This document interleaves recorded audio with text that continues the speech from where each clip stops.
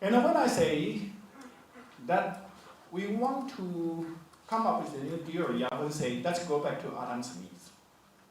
But let me explain what do I mean going back to Adam Smith. Not going back to Adam Smith's theory in the world of nature. The world of nature, you know that there's an invisible hand, and everyone pursuing their own benefit can contribute to the welfare of the whole society, right? Those kind of theory where trade is important, division of labor is important. Those are the theory in the book. But I say, when I say we go back to Adam Smith, I always mean going back to the methodology of Adam Smith. And the methodology of Adam Smith as an inquiry into the natural causes of the world of nations. Here's something like a fish and how to fish. The theory in the book are fishes.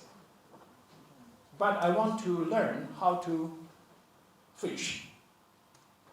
That is, how to explore the nature, pointing out its causes, what its determinants.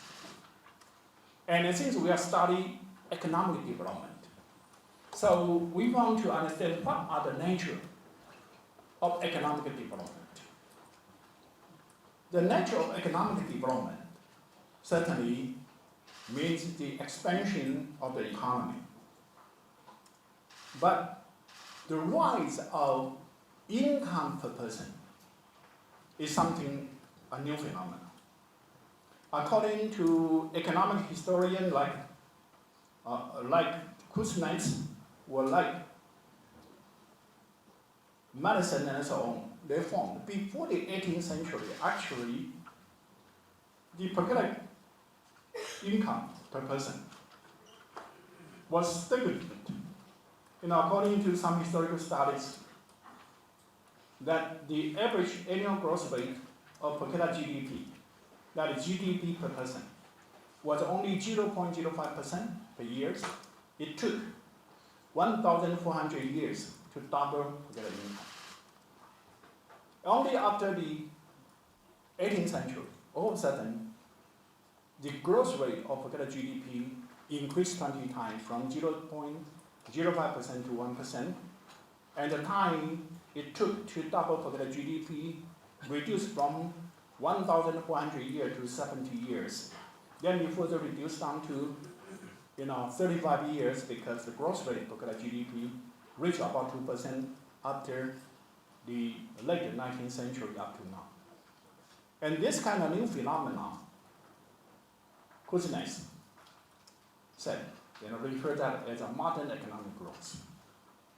And this kind of modern economic growth certainly started in the West. European countries starting with the Industrial Revolution and gradually spread to other parts of the world. From the West European country, then to North America and other parts of the world, they lag behind in this kind of modern economic growth. And then the income gap started to be widening. That's the phenomenon, that's the nature. But what are the determinants to make the economic growth rate all of a sudden accelerated in such a rapid way? According to, again, some economists like Kuznets, it was because of technological innovation, the rate of that accelerated. It was because of the emergence or the coming of a new higher value-added industries. And you can allocate resources, including capital, labor force, resources from low value-added sectors to higher value-added sectors. Those are the way to increase the labor productivities, and the rate of that accelerated.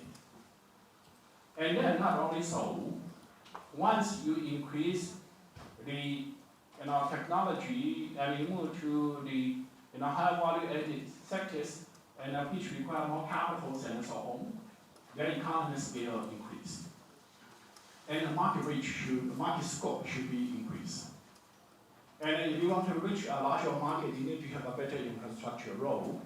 And modern technology also needs infrastructure like power.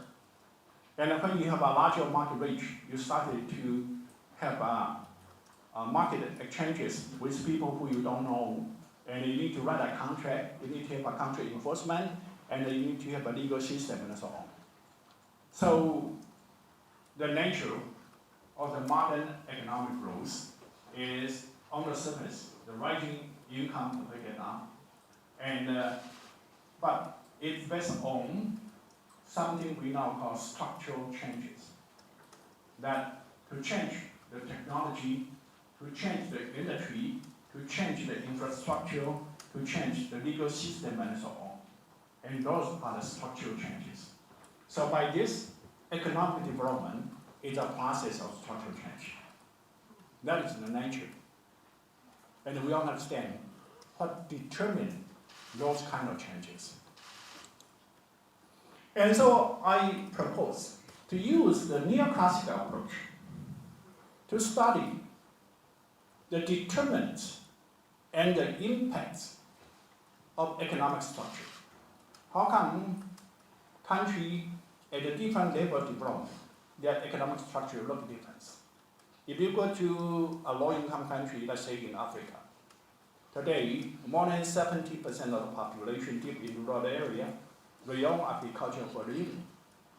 If you go to the United States or Western Europe, even for some countries, they export agriculture like the Netherlands, but the population working on agriculture is less than 3%. How come there's such a dramatic difference in their economic structure? And what drives the structural changes in the country? And this kind of difference in the economic structure, what are the impacts on the income, on other dimensions? That's what we want to study. And so, if I want to apply the neoclassical approach to study this,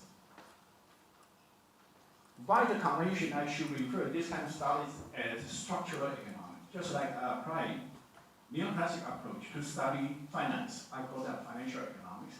To study agriculture, then we refer that as agricultural economics. Now, I want to use the neoclassical approach to study structure and structural change. I should call this kind of study structural economics. The main reason I call them new structural economics is because there was structuralism before me. And I want to distinguish between my approach and structuralism, so I call new structural economics. And this is like Douglas North. In the 1960s, he started to advocate the use of neoclassical approach to study institution and institutional changes. He should have referred that kind of approach as institutional economics. But in the US, there was a structuralism, there was institutional school at the end of the 19th century, early 20th century. So to distinguish from that approach, he also referred his approach as new institutional economics. And as you know, new institutional economics is still very popular in the economic profession. But I hope new structural economics will be as popular as new institutional economics, and it will be even more powerful. Okay. And what is the theoretical foundation? My main hypothesis is that economic structures are endogenous. The structure, including technology industries and hard infrastructure like road, like power supply, soft infrastructure like all kinds of institutions, which we call soft infrastructure. It's endogenous to economic endowment structure. And endowment structure is given at any specific time and changeable over time. The so-called endowments refer to the endowment refer to certain factor endowments, including that the human capital, labor force, and land, natural resources. Those are the factor endowments. But in addition to the factor endowments, we also have other endowments, like hard infrastructure you have now, like what kind of production you have now, what kind of skill you have now, and social capital and value you have now. All those things are given at any specific time are considered as infrastructure, as endowments. And endowments are important because endowments, especially factor endowments and its structure, determine the total budget of an economy has at any specific time. The total factor endowments are the total budget you have at any specific time. And the endowment structure means some countries are more abundant in natural resources or labor force. Other countries are more abundant in capital and so on. And this kind of differences in the factor endowments will determine the relative prices of the factors of production. And this kind of relative prices of the factor endowments will determine what kind of industry or technology you are going to have competitive advantages. That means that you can have the lowest possible cost in the production. And certainly, economically, we call that is your competitive advantages. This kind of factor endowments determine what kind of competitive advantage you have at any specific time. And if all your technology and industry are consistent with your factor endowments or your competitive advantages, then your factor cost of production will be lowest. Certainly, then those kind of structure should be considered as the optimal technological structure or industrial structure. But to turn from the comparative advantage to competitiveness, you also need to reduce transaction cost. And the transaction cost is determined by hard infrastructure. Do you have sufficient power? You have good road network? Also, soft infrastructure institution. Do you have appropriate financial institutions so you can allocate financial resources to support the industry that you have comparative advantage, all those kind of things. And so only that you have the hard and soft infrastructure which are consistent with your productions, then you can turn the comparative advantages to competitive advantages. Here I'd like to define a concept which is the micro foundation of new structural economics, which I call viability. Viability refers to the ability for a firm to survive in competitive markets.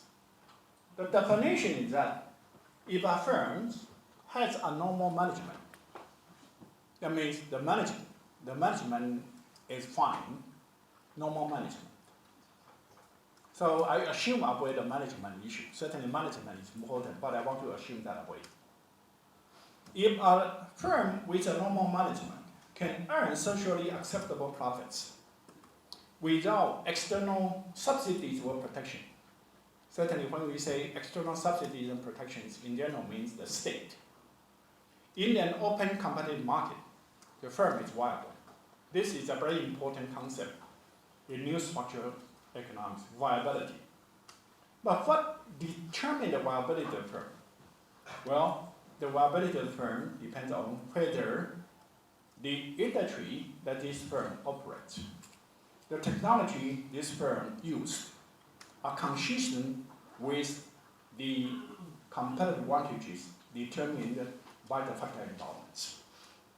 But in an open competitive market, this firm will be viable also only you have appropriate infrastructure or institutions.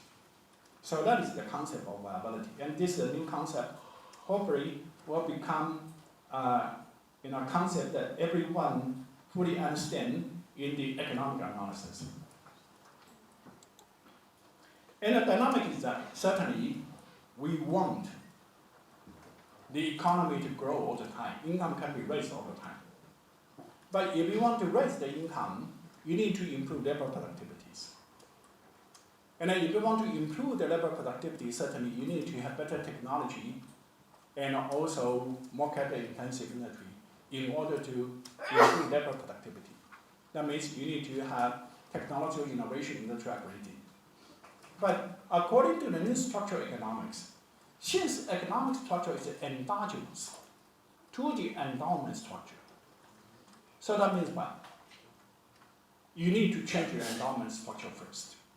If you want to upgrade to more capital-intensive industry, to make that your competitive advantage, so you can turn that into the competitive advantage, right? But you need to change the endowment structure first. And after you change the endowment structure, your competitive advantages changes. But at the same time, certainly, you also need to improve your hard and soft infrastructure, because hard and soft infrastructure, the appropriateness of those kind of infrastructure depends on what type of industry you have. And based on this very simple analysis, we come up with an understanding. Because if you want to have economic development means increase your income, you need to upgrade your industries. And if you want to upgrade your industries, you need to change your endowment structure from capital relatively scarce to capital relatively abundant, right? That is the way to do it. But what would be the best way to change your endowment structure? The best way to change your endowment structure is to develop your economy according to the competitive advantages determined by your endowments and its structure you have now. Because only by that you can be competitive. And only you are competitive, you can generate economic surplus for the whole economy, profit for the firm. For the whole economy, not only single firm, right? For the average firm in the economy. By that, you have more to shave. And also, we can prove, when you make your investment according to your competitive advantages, the return to capital will be the highest. So you have more to save, then you will have high incentive to save, then your capital accumulation will be the fastest. Once you have your capital accumulation fastest, then you change your endowment structure, you can upgrade your industries. So that would be the best way to drive this kind of structural transformation. The end result should be the income. The intermediate result should be the change in the production structure. But the entry point is to change your capital endowments. And the leverage for you to change the endowments is to follow your competitive advantages. So that is the logic. And from this logic, to follow your competitive advantages is a term that only understandable to economists. For the entrepreneur, they do not care about competitive advantages. They care about profitabilities. But how can you make this kind of economic insight to become a spontaneous action of the entrepreneurs? You need to have some institution. The institution is that you need to have a set of prices which can reflect the relative scarcities of the factor of endowment. When capital is scarce, then the relative prices should be very high. When labor is very abundant, the relative prices should be very low. If you have this kind of price signals, entrepreneur for the private motivation, they can use labor force to replace capital. That's very intensive industry. They will adopt technology which can use labor to replace capital. That's capital intensive technologies. Vice versa. If capital becomes relatively abundant, labor becomes relatively scarce, and wage rate become relatively high, capital costs become relatively low. Under this kind of situation, you have those kind of price signals for the profitability of the firm, then the entrepreneur will adopt technology entering into the industry accordingly. And the only way for us to get those kind of price signals is to have a well-functioning market economy. So competitive market is important in that sense because only by that way you can have the right price signals to guide the action of the entrepreneurs. Then, is there any role for the state? Well, economic development is a process of continuous industrial upgrading and diversification to new industries. So you need to have first movers. But for the first movers, it's very risky, right? Sometimes it fails, most cases they fail. But they fail, they send some signal to other people. It's not the right direction. So other people can avoid those kind of failures. But you can also be successful. But if successful, you provide signal to other people, this is right direction, competition comes, right? And there's asymmetry, because when the firm fails, the firm needs to bear all the costs. When it's successful, when competition comes, the first mover will only earn the average profit. So under that kind of situation, if you are rational, you should not to be the first mover. But without first mover, you cannot have technology, innovation, industrial upgrading, or diversification. So the state needs to provide some incentive for the first movers. In high-income country, it's easy, because industrial upgrading or the technology innovation needs invention so they can get a patent. But in a developing country, we also need to have some incentive for the first movers. But the success of the first mover not only depends on the entrepreneurship of the first mover, but also depends whether they have adequate infrastructure or institution to overcome all kinds of barriers to reduce transaction costs, right? Because, comparative advantages depends on the factor endowments. But your factor endowments changes only means your comparative advantage changes. It does not mean this kind of comparative advantage will become competitive advantage, comparative advantage, competitive advantage, okay? Right? So you need to reduce transaction costs by improving infrastructure or institutions. Individual entrepreneur will not be able to do that. You need to have some kind of coordination. Or many of the entrepreneur to do that, but coordination is very hard. And as a result, sometimes the state needs to provide that directly. So you need to have a state to facilitate that. Okay.